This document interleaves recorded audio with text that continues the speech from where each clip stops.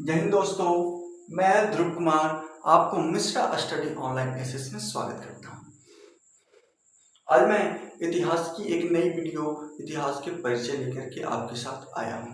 आज हम देखेंगे कि इतिहास किसे कहते हैं, इतिहास को कितने भागों में बांटा गया है, इसके परिचय लेकर के हम आए हैं। यानी इतिहास की प्रारंभिक अवस्था से, यानी इतिहास किसे कहेंगे तो हम लोग जानेंगे कि जिसमें अतीत की अध्ययन किया जाए, जिसे बीती हुई बातों की अध्ययन की जाए, जिसे पुरानी बातों की अध्ययन की जाए, उसे हम इतिहास कहते हैं।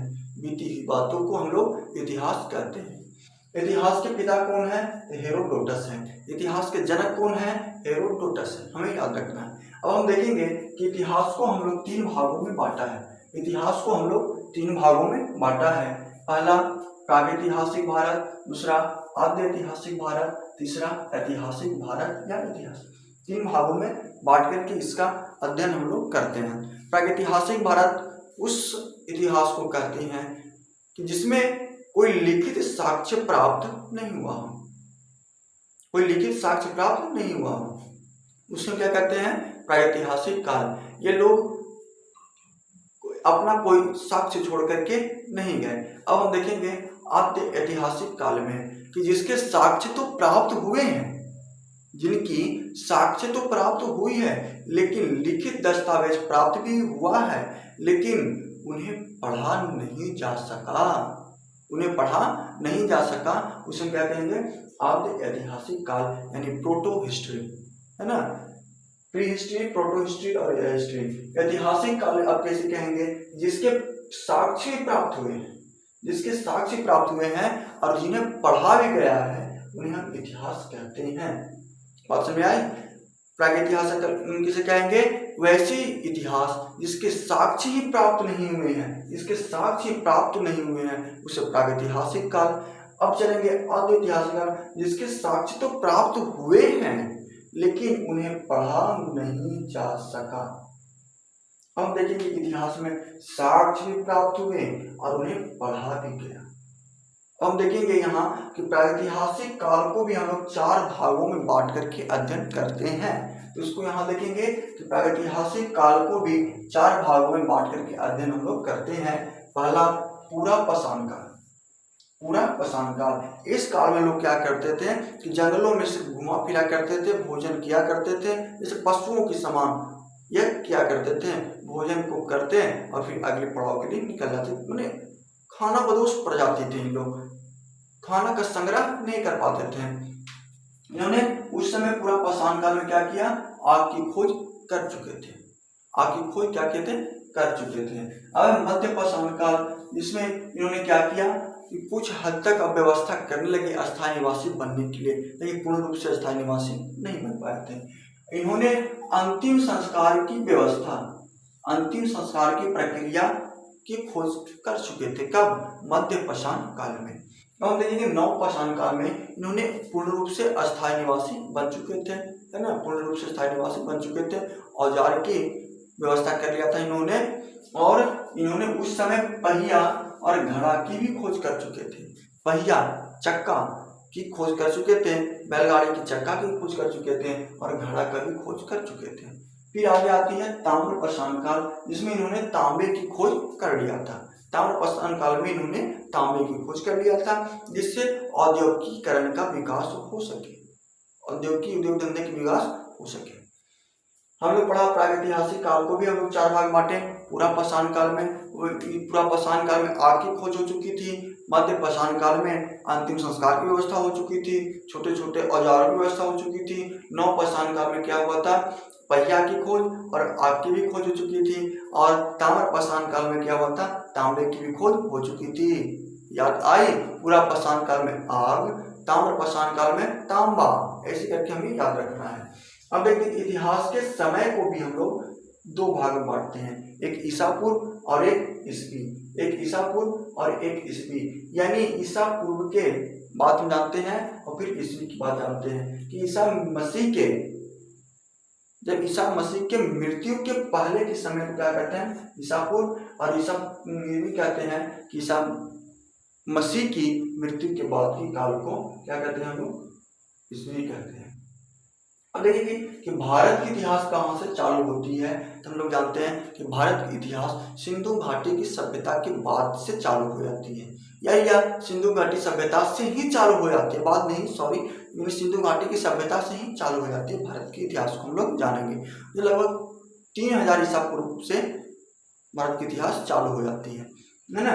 अब हम देखेंगे कि भारत के इतिहास को भी हम लोग 3 भाग में बांट करके अध्ययन करते हैं। भारत के इतिहास को 3 भाग में बांट करके अध्ययन करते हैं, प्राचीन भारत का इतिहास, मध्यकालीन भारत का इतिहास और आधुनिक भारत का इतिहास। 3 भाग में बांट करके इसका हम लोग अध्ययन करते हैं, प्राचीन भारत का इतिहास, मध्यकालीन भारत का इतिहास और आधुनिक भारत का इतिहास। प्राचीन भारत के इतिहास को हम लोग देखते हैं वो कब से कब तक है, 3000 ईसा पूर्व से लेकर के 1206 ईस्वी तक, यानी सिंधु घाटी सभ्यता से लेकर के आपका दिल्ली सल्तनत तक जो काल था, ये आपका क्या था, प्राचीन भारत का इतिहास में आती है। यानी 1300 ईसा 3000 ईसा पूर्व से लेकर के 1206 ईस्वी तक के काल को क्या कहते हैं, प्राचीन भारत यानी एंशिएंट हिस्ट्री। एंशिएंट हिस्ट्री 3000 ईसा पूर्व से लेकर के 1206 ईसा पूर्व ईस्वी तक के काल को क्या कहते हैं हम लोग, प्राचीन भारत का इतिहास यानी एंशिएंट हिस्ट्री। अब हम देखेंगे मध्यकालीन भारतीय इतिहास, जो 1206 से लेकर के 1707 तक, यानी हम लोग देखेंगे मध्यकालीन भारत के इतिहास को हम लोग बांटते हैं 1206 से लेकर के 1707 तक, यानी दिल्ली सल्तनत के बाद और उत्तर मुगल कालीन तक के इतिहास को हम लोग मध्यकालीन भारत के इतिहास में रखते हैं। कल हम आएंगे आधुनिक भारत के इतिहास, जो 1707 से लेकर के 1947 या देश आजाद के बाद तक के हल्की फुल्की बात को हम लोग क्या रखेंगे, आधुनिक भारत के इतिहास में रखेंगे, यानी उत्तर मुगल कालीन से लेकर के देश आजादी तक के काल को आधुनिक भारत के इतिहास में हम लोग रखेंगे। आपको ये सब बातें सारी याद हो चुकी होगी, यानी इतिहास के पिता हेरोडोटस, इतिहास को 3 भागों बांटा, इतिहास के समय को 2 भागों बांटा, भारत की इतिहास कभी चालू होती है 3000 ईसा पूर्व से चालू होती है। भारत के इतिहास को भी 3 भागों बांटा, प्राचीन भारत का इतिहास जो 3000 ईसा पूर्व से लेकर के 1206 तक, यानी कहें तो सिंधु घाटी सभ्यता से लेकर के दिल्ली सल्तनत तक के काल को प्राचीन भारत का इतिहास एंशिएंट हिस्ट्री, और मध्यकालीन भारत का इतिहास जो दिल्ली सल्तनत से लेकर के उत्तर मुगल कालीन तक के काल को, यानी जो 1206 से लेकर के 1707 तक के काल को मध्यकालीन भारत का इतिहास, और आधुनिक भारत का इतिहास आपका 1707 से लेकर के 1947 तक के काल का कहा जाता है। आप लोग इसे नोट्स कर लें।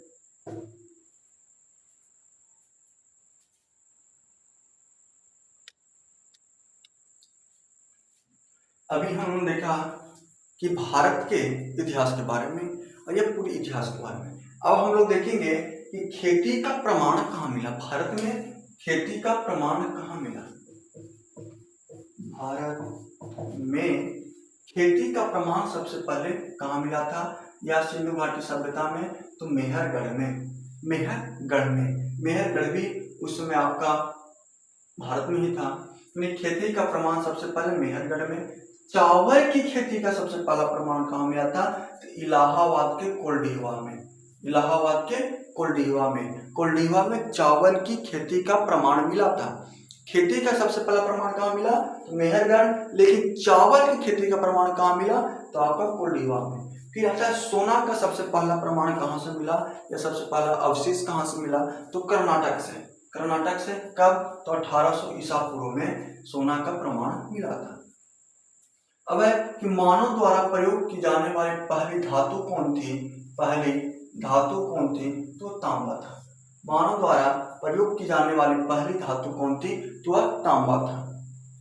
मिट्टी के बर्तन कब से बनाने की शुरुआत हो गए, तो नवपाषाण काल में। मिट्टी की बर्तन यानी वो जो घड़ा हम लोग पढ़े, नवपाषाण काल में उन्होंने क्या किया, घड़े बनाना चालू कर दिया, पहिया बनाना चालू कर दिया।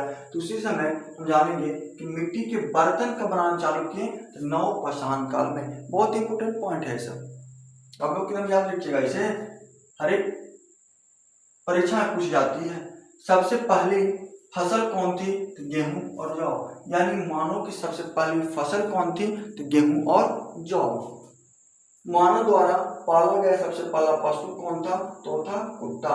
जो कुत्ता बहुत ईमानदार भी होता है, यानी मानव द्वारा पाला गया सबसे पहला पशु कौन था? तो कुत्ता। एक मजेदार पॉइंट आती है आपका ए, किस काल में लोग आखेटक थे यानी शिकारी थे? किस काल में लोग शिकारी थे? तो हम लोग जानेंगे पुरापाषाण काल में। पुरापाषाण काल में लोग क्या थे? शिकारी जैसी रवैया अपनाते थे। हमें एकदम ये सब पॉइंट को कंठस्थ रखना है, एकदम याद रखना है। खेती किए जाने का सबसे पहला प्रमाण मेहरगढ़ में। चावल की खेती का कोल्डीवा में सबसे पहले कौन सी पदार्थ की कौन सी फसल उपजाई गई? तो हम लोग देखेंगे गेहूं और जौ। कौन सी काल में मिट्टी के बर्तन बनाना चालू किए गए? तो नवपाषाण काल में। किस काल में लोग आखेटक थे? पुरापाषाण काल में। पहला पशु कौन था? तो कुत्ता था। बात समझ में आ गई? हमें विश्वास है आपको यह वीडियो बहुत पसंद आया होगा। अगर पसंद आए तो लाइक, शेयर एंड सब्सक्राइब जरूर करें। जय हिंद, जय भारत, वंदे मातरम।